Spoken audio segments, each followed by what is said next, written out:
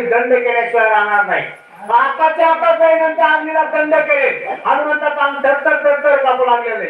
शेंडी अग्नी असणारी उभे राहिले काय करतात पहा.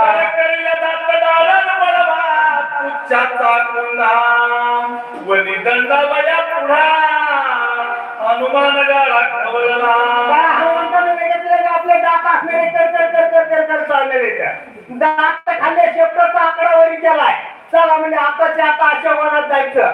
जर सीतेला अग्नीला जायला असेल त्या अग्नीला दंड करायचा. अग्नीला असणारं बांधून घालायचं आणि काय त्या अग्नीचा समाचार घ्यायचा. म्हणून हनुमान तयार झाले. काय करतात पहा.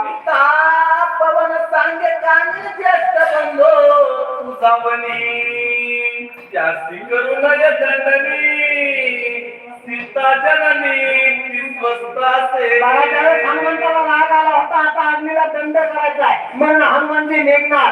खेळण्यामध्ये पवन देव आणि हनुमंतच्या कानाला लागले. हनुमंत आर काही लपवून दे. अरे अग्नी तुझा मोठा भाऊ ते का तुझा दुश्मन आहे का. आणि तुझा मोठा भाऊ असताना तुझ्या कार्यामध्ये कसा अडथळा आली. तू अग्नीला काहीही करू नकोस. तुझी माता सीता अगदी सुरक्षित आहे. पवन देवाने हनुमंताला सांगितलं.